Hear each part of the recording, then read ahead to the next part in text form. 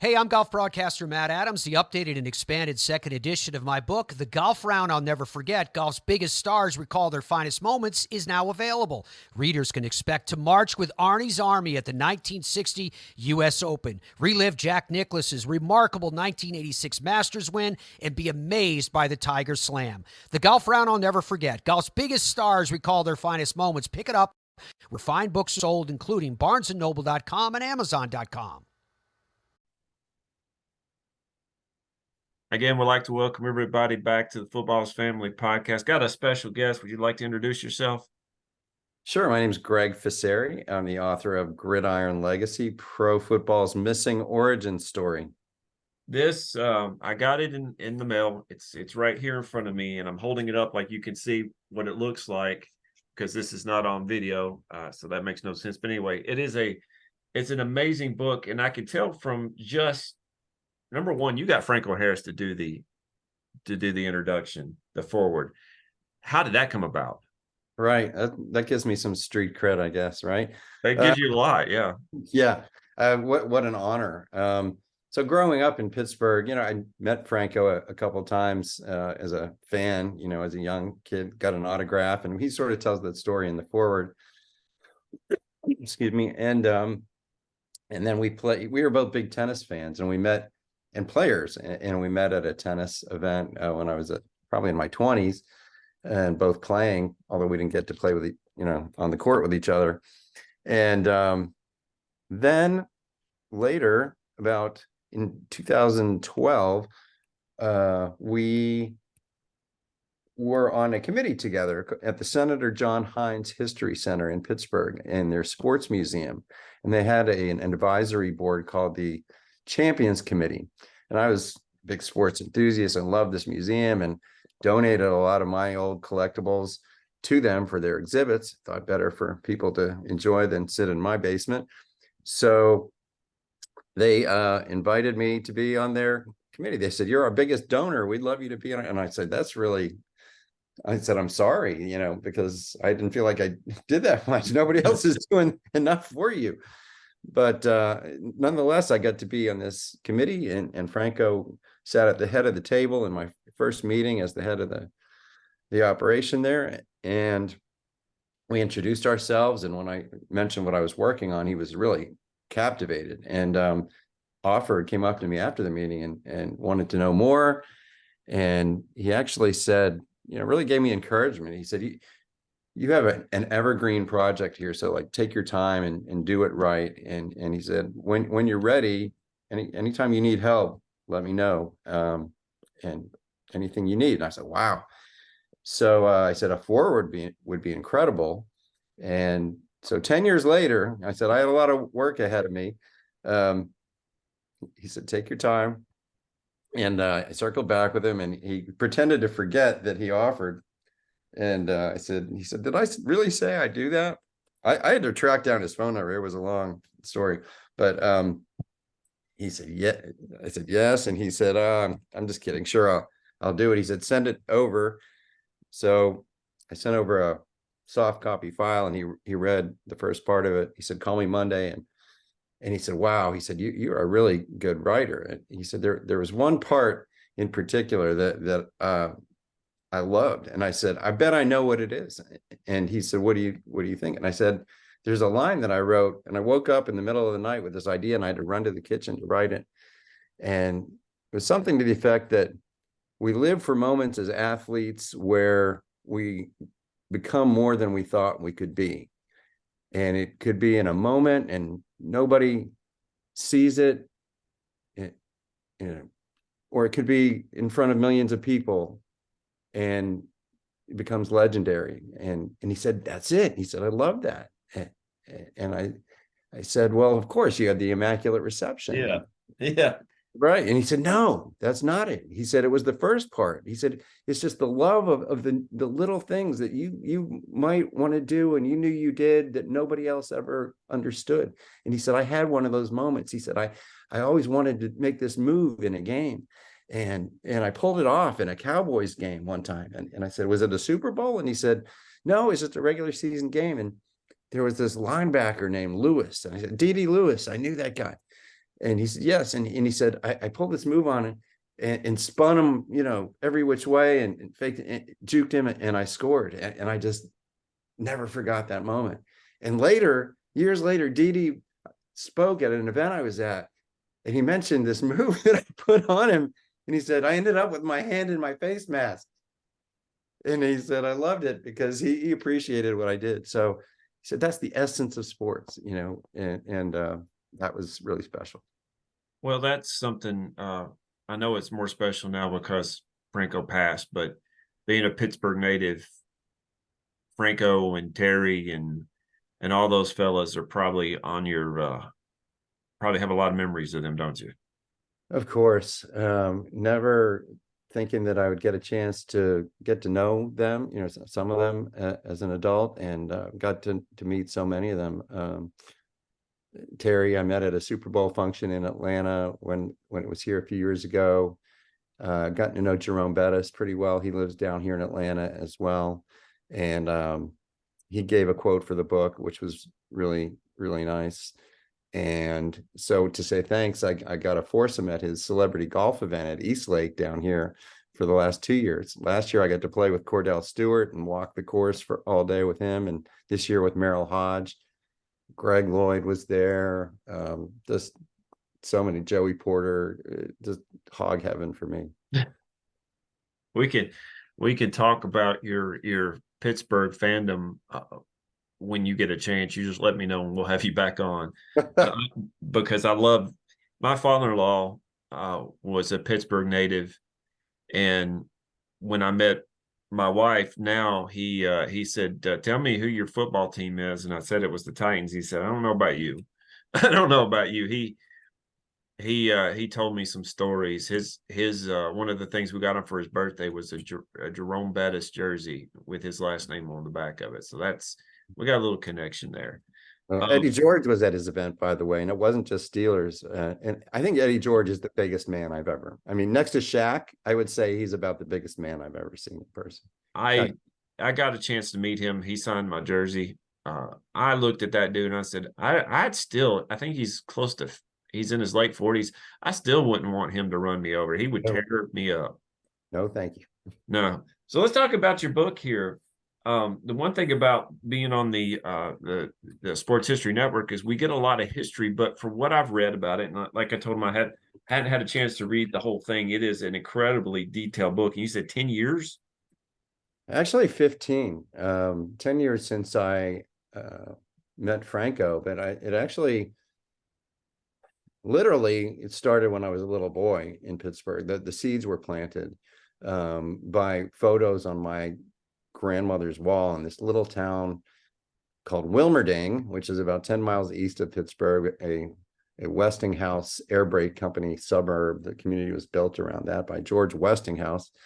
And I think a lot of my relatives worked, for that company historically. And so these pictures were on her basement wall, and her house was probably the nicest house in Wilmerding. Now that wasn't not saying much by, many standards, but for Wilmerding, it was an old, industrial town, and her home was built in 1898, but it still had a finished basement, which was really unusual, which most houses had cellars, which were dirty, dusty places. Oh yeah. So they had a pool table and a TV, and I could hang out down there, and these photos were on the wall. So somehow I connected the fact that my great grandfather was a great professional football player before the NFL from these photos. Two were the Massillon Tigers in Massillon, Ohio in 1905 and 06, and one was kind of unidentified. They had some H's on their sweaters, and that turned out to be a Homestead, Pennsylvania team near Pittsburgh from 1901. Little did I know at the time that they were all world championship teams. So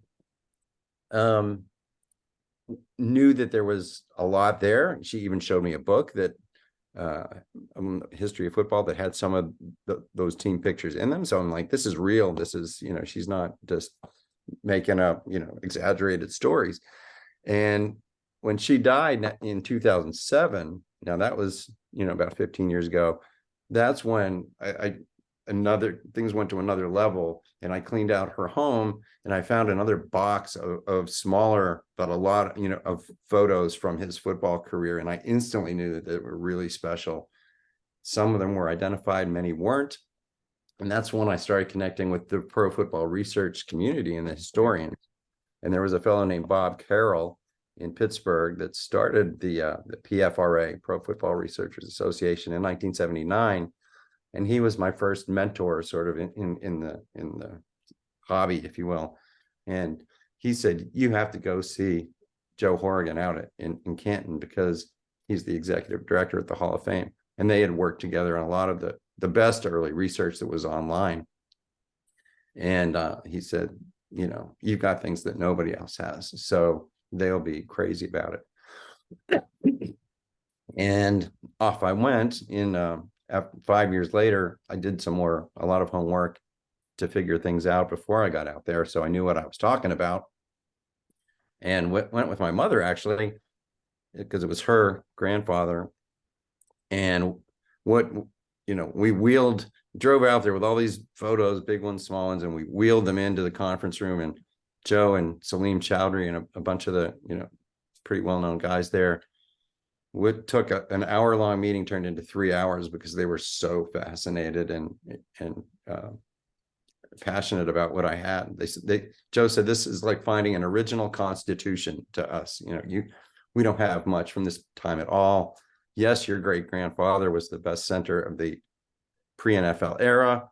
Can we borrow these and make some copies and put them in our exhibits in our new expansion? I said, of course. And they must get all kinds of requests, because Joe said, like, what do you want? Like, I was coming for something, and I said, I didn't want anything. I just came to enjoy these with you, see what you would like to do with them, and see if you think they're important, and maybe see if my great grandfather belongs in the Hall of Fame. Yeah. And along with some of these other, pre-NFL players. And he said, well, that's another story altogether. And I said, maybe that was my purpose in the whole thing, to somehow honor these guys, and including him. And he said, probably not going to happen. At least at, that time. I think they're coming around to it. But at that time, they didn't feel like they had enough information on the group to differentiate between a lot of them. He said, there's probably 20 of them that are deserving, and we don't know how to, we can't put them all in, at least at once. Maybe there's an exhibit, So I think my work has helped them to differentiate some of these people. And we've talked about it last year maybe it was 2 years ago now, at the last PFRA conference, when he spoke in Canton, and I did as well. And he was more encouraging. He said, with a lot of this new information available, he said, there's definitely a need to recognize them. So we'll see where that goes. But that's been kind of the journey. So this is your main focus. Your main focus on this is pre-NFL, if I understood that correctly. Now, I did read over that, and I wanted to make sure that people knew the years that you're talking about. So technically, the definition of the beginning of professional football would be the day that somebody got paid to play. And that turned out to be 1892. So that was 28 years before the NFL was founded in 1920 in Canton. So that's why a lot of people think pro football started in Canton, because the Hall of Fame is there, but they call themselves the cradle of pro football, and recognizing that Pittsburgh is the birthplace. And after 10 years of trying unsuccessfully to make profit with pro football, the teams vanished. They merged and went bankrupt, and that was the end of it. But just to put a finer point on the 1892 thing, there was an Allegheny Athletic Association, was one of the five main amateur teams in Pittsburgh, and they paid $500 according to an accounting ledger that surfaced at the Hall of Fame in the 60s, courtesy of the Steelers and the Rooneys somehow, which nobody even there seems to remember exactly how it happened. But they came upon this accounting ledger that they call the birth certificate of pro football, and is on display in their first exhibit in the Rotunda there in Canton, which is a timeline. And it shows that this fellow named William Pudge Heffelfinger, who was an All-American from Yale, was paid $500 in cash, a huge sum of money at the time, to help beat their rival Pittsburgh Athletic Club 4-0, which was 1 touchdown at the time, and he scored on a fumble recovery. So he earned his pay. So that said, 10 years later, 1902 is the last chance in Pittsburgh to save the pro game. And they even brought on Christy Mathewson, who was one of the greatest pitchers of all time and played some college football at Bucknell, to play for the Pittsburgh Stars. And my great-grandfather was on that team as well. And so his Homestead team in 1901 won the world championship and by beating a team from Philadelphia. And then they beat the Philadelphians again in a sort of 2 out of 3 kind of thing in 1902. It's a little murky and controversial, but they declared themselves the world champions anyway for winning the last game. But after that, pro football was defunct. They didn't think it was going to make it. However, there was some good amateur teams out in Ohio, particularly, I think Akron had been winning most of the state championships, and Canton and Massillon were in the mix. Yeah. Massillon in particular, it's a fabulous little town there. It sort of has a little brother complex sort of to Canton, and can't stand losing to them in anything. So to this day, in their high school rivalry, which was amazing, at war since 1894, as they say. And so the Massillon folks came up with the bright idea to bring my great-grandfather, Bob Shiring, out to Massillon with 3 of his teammates to win the state championship and beat Canton and Akron. And that they did. And nobody quite knew what was going on at the time. It was kind of under the table, but people figured it out and said, well, if that's the way it's going to be, they all went out and got the best players in the country to come to Ohio. And it really took off for the next few years. All the Philadelphians came to Canton, and all the Western Pennsylvania guys came to Massillon, and then they started cherry picking guys from Michigan and Notre Dame and everywhere else they could get them. And the drama in the newspapers was incredibly rich. But what they were doing was trying to sell papers and that's how a rivalry stirred, and so for their own benefit. And then they're also trying to sell tickets. So, and the Massillon sports writer was also the guy who was the original Massillon amateur quarterback, and he was also the manager of the team. So he's kind of conflicted here, and bashing Canton all the time in the newspapers for his own team's glory. But nonetheless, they start poaching players from each other. They really start hating each other, and in particular, the Philadelphia captain, who's really overlooked in history. His name was Blondie Wallace. He was an icon at Penn, All-American, world national champion, and he basically started pro football in Philadelphia with the help of Connie Mack, who was the Philadelphia baseball manager for Philadelphia Athletics, and they called their first football team the Philadelphia Athletics. And he got Mack to invest, and Mack later said he lost his shirt on the whole thing, but they enjoyed the effort. And so when that didn't work out, like financially, Canton decided to bring him out to compete with Massillon, and then Blondie brought all of his Penn buddies and Philadelphia buddies and Ivy League buddies. So it was really a culture war.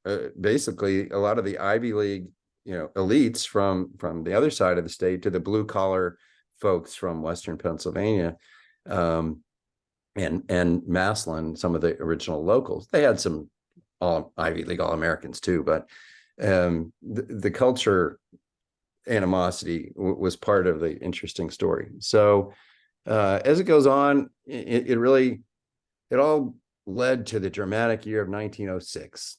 And it was a transformational year in football history. The rules changed dramatically more than any other year. The forward pass was legalized that year. Teddy Roosevelt had a lot to do with that, didn't he?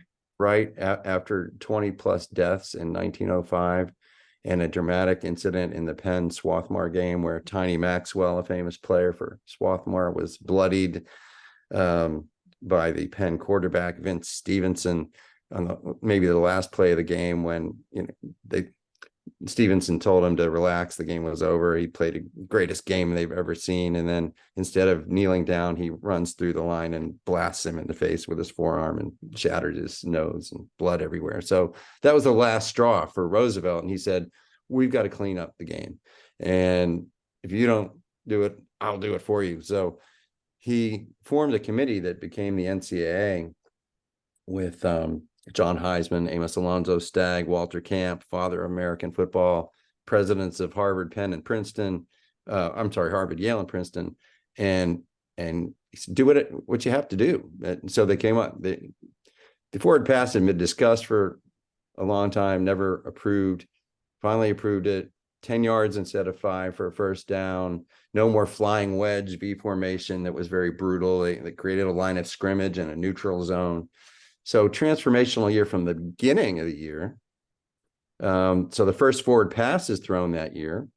Forever, people thought a fellow named George Peggy Parrott threw the pass for Massillon. That was how it's gone down in history for over 100 years. And I found some newspapers from Massillon that showed otherwise. It was one of their other players. Parrott was hurt in the second game of the season. And a fellow named Charlie Moran, who became a famous baseball umpire later in his life, actually clearly threw the forward pass, according to this article. So it's a little rabbit hole. It was fun. So therefore, my great grandfather threw the first or snapped the ball for the first forward pass. But little trivia. Do you have any footballs from that age? I do, and I love them. The melon balls. They are funny looking, and I bet you they're awesome. They're great. Some are in better condition, others little restored, and some are pretty raw. Some are deflated. Some have writing on it from certain games. I have a Penn Brown college game ball from 1905. I have a Michigan game ball from 1899. It's incredible. But the helmets are actually a little more fun because they're so different. Like there's these skeleton looking things. There's is that one of them in the background? I probably no. Well, maybe over there you could see yes, sir. It looks like I can't tell color, but it looks like on the 1, 2, 3, 4 up. Yes, you can see a ball and a helmet up there. Oh, there's a ball too. Yes. Yeah. So I have a great man cave. Yes, you do. And your great grandfather was involved with this. So not only is it something that you wanted to do, but it's kind of like a family thing for you. Well, that's certainly how it started out. And I had no idea how big it would get. And it was just going to be a little family genealogy project. But the mystery, and the key to the whole story in the 1906 season is a scandal that even I heard about from my grandmother. That was the most outstanding piece of lore, that some gamblers tried to bribe him as the captain of the team to fix and get his teammates to fix the world championship game with the Canton Bulldogs. Actually, there was a 2-game series set up, home and home, and that he wouldn't do it. He was known. She loved the fact that he was an honest man and his integrity and character. And she would say that he only had an 8th grade education, like many, blue collar kids in Pittsburgh, and he had to go to work to help support the family at age 13. But somehow he rose to be the captain of a group of Ivy League educated All-American players, which says something special about who he was. So I really was inspired to understand who was the patriarch of our family, and started a business that enabled them to build this nice home and start our family down the road to the American dream.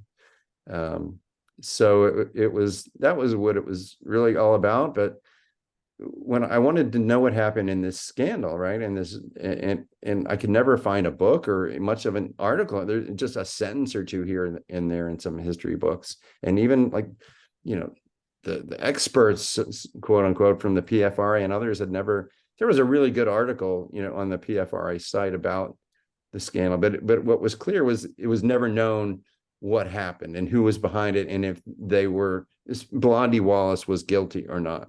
Like my great grandfather was quickly exonerated because he reported it, but the Maslin paper accused him of colluding in it, and he denied it, and he could not clear his name. So he went down in history as sort of a villain, and maybe the reason why the origin story of the game is lost, because people wanted to sweep the scandal under the rug and forget that it happened, and didn't want that to be kind of, the origin story. So, but it wasn't clear. He filed a suit, and there were breadcrumbs. So he sued the paper and the team, on the Maslin side, for libel.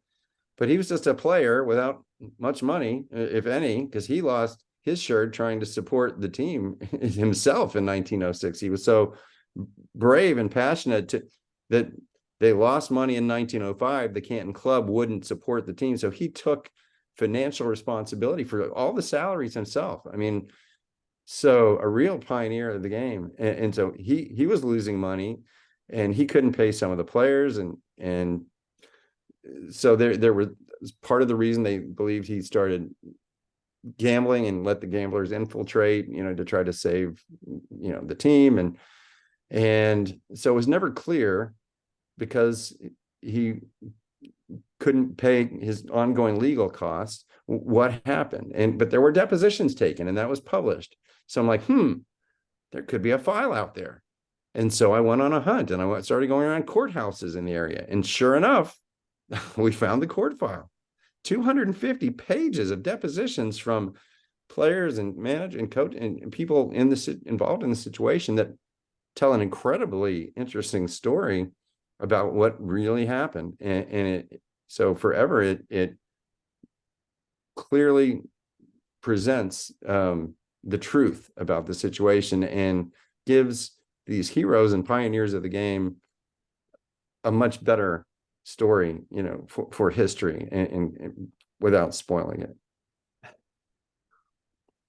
I see a lot of passion in what you did, and not only that, Mr. Gregg, I see a lot of passion in you about the story. We just got a few more minutes left, if you don't mind. If you can give us maybe a 3-minute story about something that you found that's interesting to you that you didn't know about. Mm-hmm.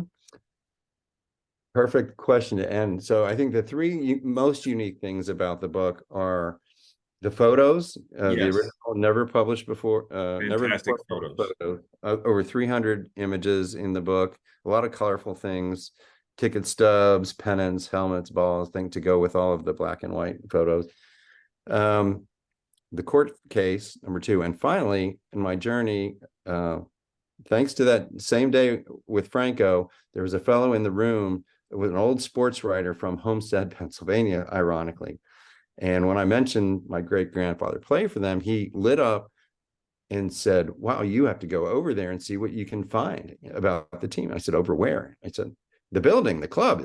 I said, "It's still there?" He said, "The building's there, but it's under a different name." It's like, oh, aha, light bulb goes on. It's now what used to be the Homestead Library and Athletic Club is now the Carnegie Library of Homestead. I'm like, who knew? So he gives me a name. Long story short, I take a tour with this fellow. They loved their history, Homestead Grays, Negro League, Josh Gibson, blah, blah, but nothing about this team. But they were super interested. So we look around, we fish around, we get into their storage closet, and boom, on the top shelf, there were the championship trophies from 1900 and 1901. Oh, wow. The first known world championship pro football trophies before the Lombardi Trophy, 50 years before or more, 60. So we're like, oh my gosh, these are probably the first, this is the holy grail of pro football. So we called the Hall of Fame on the spot, and they said, absolutely, we want them. And so now they're, one's in the rotunda in the first exhibit with that birth certificate of pro football. And the second one from 1900 has been going around the country on a traveling exhibit called Gridiron Glory with the Hall of Fame for several years. I think it's now in Myrtle Beach, maybe on a more permanent basis. You know what? I saw it. There's a I saw it I haven't even been there yet. January. I was there January, and I saw it, and it didn't dawn on me until you said it. Excuse me, sir. Tennessee is kicking my tail right now with all the pulp. Bless you. But yeah, I saw it. That's amazing. Good gracious. Yeah. It's a shape of a football. It's got two handles on the side and a cup. It's like a loving cup, they call it. It's not the prettiest thing that you'll ever see, but it's fascinating. It's not bad looking. It's not. The 1901 one is probably more spectacular. It's a big shinier bowl, like the top of the Stanley Cup, and maybe that's why it's in the rotunda. But if you were to look at it and say, "Is this a championship trophy?" that would not be the first thing that would pop up in your head. Right, but it was 1900. It was 1900. Yeah, give them a break. I'll give them more than one break. I'm looking at your book. Where can we find it? Thanks for asking. GridironLegacy.com is the book's website, and you can purchase it there, and I'll be glad to send out signed copies to anybody that purchases. And last week it went on national on Amazon, Barnes & Nobles, and retailers everywhere. So go get it. It's time. Like I said, this book is, I haven't had a chance to read all of it yet, but I've read parts of it. It's fantastic. You could tell you have a lot of passion for this project, and that's exactly what the Footballs family is all about, Mr. Gregg. I do appreciate that passion. That to me is respectable, not only because it's family, but it's obvious that you love this information. You love the story, and you love the history. Thanks a lot. I appreciate that. And at the end, and it's sort of in the epilogue of the book, I take time to try to encourage other people to do the same in their own story, because I think many of us have great stories to hunt down, and we have a special opportunity in our generation to use family lore that we've heard and combine it with the research that we can do online and other places to do similar things. And that's what I really want to encourage people to try. Thank you again. Thank you for coming on today. Appreciate it very much. Thanks. All right. Thank y'all for listening. Hey there, sports history fan. This is Arnie Chapman, aka the Football History Dude, and I hope that you enjoyed this recent episode presented by the Sports History Network and were able to learn some good old-fashioned sports history knowledge nuggets. I started the Sports History Network back in 2020 with the mission to help podcasters find a community of like-minded sports history nerds, as well as helping aspiring podcasters to start their own shows. We have a little bit over 30 shows on the network right now covering all sorts of sports history, but as far as I'm concerned, we're just at the toothpick in the ocean moment, that can't even figure it out because there's so much more coming. We wanted to create the ultimate headquarters for sports yesteryear, starting with Podcast Network and our website, but we're going to continue to move into other mediums as well. And here's the cool part, because we want you to be part of our team. So if you're interested in starting your own podcast, or maybe being a guest on one of our shows, or who knows, maybe even writing an article for us over on the website. Seriously, all you gotta do is reach out to us on the contact page over at sportshistorynetwork.com. You can be as technologically savvy as a Neanderthal tapping on a stone trying to figure out this whole hieroglyphics thing back in the day. Again, it doesn't matter, because even if you don't understand the whole podcast space, we have a production team that can pretty much help you out with doing everything. All you gotta do, head over to sportshistorynetwork.com, head to the contact page, fill it out. That message goes right to me, and I'll reach out to you as soon as I can. But for now, dude, I'm through if you're through.